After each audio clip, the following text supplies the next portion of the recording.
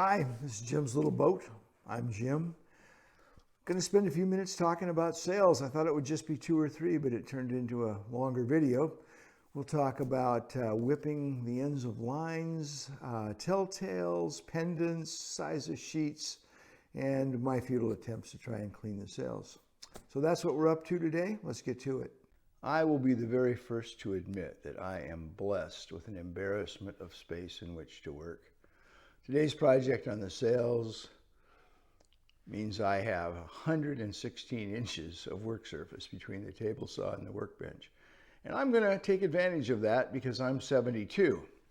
But just like you, I started out on the floor of a one-car garage and I laid down cardboard over the grease spots. So you don't need all this space. When you're 72, it's nice because you don't have to bend down. Want a quick look around the shop. I made all these cabinets. I like to keep things organized, keep stuff out of the way. Again, I didn't start here. I started in a garage with a skill saw. This little contraption is a pendant. It's 16 inches long. It attaches to the tack of the sail and then it attaches to the forestay with that shackle. That is 16 inches of pure luxury because you can see under the sail while you're underway, no matter which tack you're on. I have a pendant on both the 110 and the storm jib. Unfortunately, there's not enough hoist left to put one of these guys on the 150. The sail's just too big, so you can't see under that one, but great little accessory to add. The sail came with telltales, and they work just fine. Occasionally, of course, they get wet, and up here in the Pacific Northwest, that's more than a little bit. And those wool ones tend to stick, but then so do the film ones we're going to put on today. The sail, it also had these brass hanks, or bronze probably. They're okay, they tend to stick. I think maybe plastic would have been better, but I'm not really sure that that's true. I just keep a can of dry lubricant in the boat, and when they get sticky, I have been known to tear a fingernail or two trying to open them up. We are kind of deep into this. Sails are everywhere.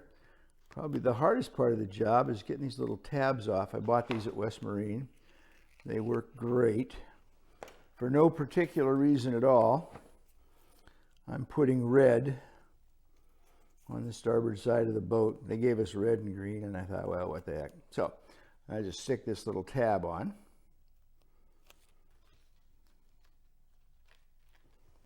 Like so. Now, at least I think these are red. I'm red-green colorblind, but I'm pretty sure that's red. In the bad old days, we used to take a hot needle and poke it through the sail and then thread through a piece of yarn and a couple of knots to hold the whole thing. These are a much better deal.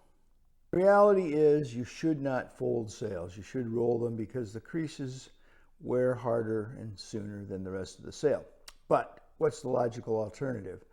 You're going to roll a 28-foot piece of cloth? I don't think so. So we're kind of stuck with the way we're doing it now, and it works, and they'll last 40 years, so I'm fine. Normally I roll up my sail so the tack comes out of the bag first and then the hanks and everything's fine, and then finally you get to the jib sheets. But today I'm leaving the sheets out because I think maybe they're too heavy. This is a 150 and I only use it in light wind, and this is 1/2 inch line and it just seems too heavy. It seems like it takes the shape out of the sail when we're got 2 or 3 knots of wind, and you could be drifting along, but this kind of hurts you. So I'm going to go in the house and do a little calculation and see how much weight I would save if I went to 3/8 or 5/16. I'm getting kind of old. My hands don't always tighten up the way I'd like, so I'll probably go with 3/8. But just out of curiosity, how much weight would I save? And by the way, I like to include a ring in the knot where I attach it. This is not the knot that I made. I'll change this one out too. But we like to have the ring so that we can attach a whisker pole. Came inside, got my trusty calculator, turned the common fractions into decimals, did the pi r square thing with decimals, changed all that to percentages. Here's what I came up with. 3/8 line would weigh about 58% of 1/2 inch line, and 5/16 would only weigh about 42% of the same amount of 1/2 inch line. I would definitely go with 5/16 if I thought my hands could handle it, but I'm going to go with 3/8, and that saves about half the weight. It's okay. That'll help. Took the mainsail and the boom off the boat. I've had the boat about 4 years, and I think this is the first time I've ever had the boom off the boat, and I know it will be the first time I've ever taken the main off of the boom. So we'll do that. I want to check everything, check the cringles for the reef points, want to check the attachments for the jiffy reefing. I want to clean up things like these little blood spots the best I can. I seem to cut myself all the time. And just generally go over the sail, and then of course add some telltales, which is the most important part of this job. So we'll get to it. I've got these little spots here along the luff. They look like grease, but lacquer thinner doesn't touch it, so I'll let the lacquer thinner dry and then I'll try something else. The original sails were made down in Portland by an independent sailmaker. I don't remember the name. And the sail came with telltales on the leech. It didn't come with any others. So I'm going to add, honor the position of the original sailmaker, and then I'm going to add some telltales. I'll try to keep it about a foot back from the luff though, so out of the mast turbulence. And we'll see how that works. It doesn't really matter. We're not racing. At this point, I have tried lacquer thinner, I have tried hot soapy water, and I have tried bleach, which I then neutralized. So I guess where we're at is, it got a little better, not much. It's not cancer. We can live with it. I don't like it, but we can live with it. This is the way the previous owner whipped the ends of the lines. There's a little thread, a needle, serving mallet, very neat, very clean, very salty. Not the method I used.